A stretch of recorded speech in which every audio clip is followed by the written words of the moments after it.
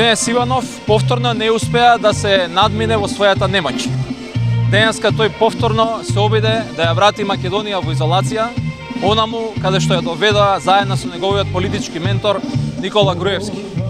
Денеска Иванов се постави против стратешките интереси на Македонија, против Европската унија и НАТО.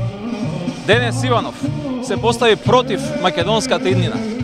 Денес Иванов се постави против подобар живот, се постави против повисоки плати, се постави против работни места. Денес Иванов подбуцна меѓунационална и меѓуверска нетрпеливост. Тој не е достоен на функцијата која што ја бавува. Меѓутоа, за среќа, ниту Иванов, ниту неговиот Груевски нема да ја носат одлуката. Одлуката за подобар живот во Македонија ќе носат граѓаните суверено и на референдум. И тие ќе одберат да за македонската иднина.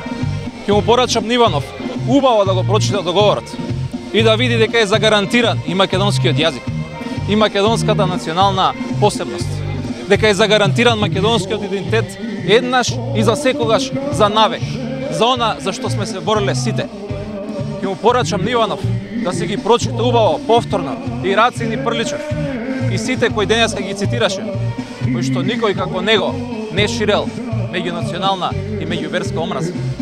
Затоа ги повикувам граѓаните што помасовно да излезат на референдумот, на новиот Илинден, каде што ќе зачекориме во нашата светла иднина, а изолацијата и политичарите од минатото, како Иванов и Груевски, ќе бидат заборавени.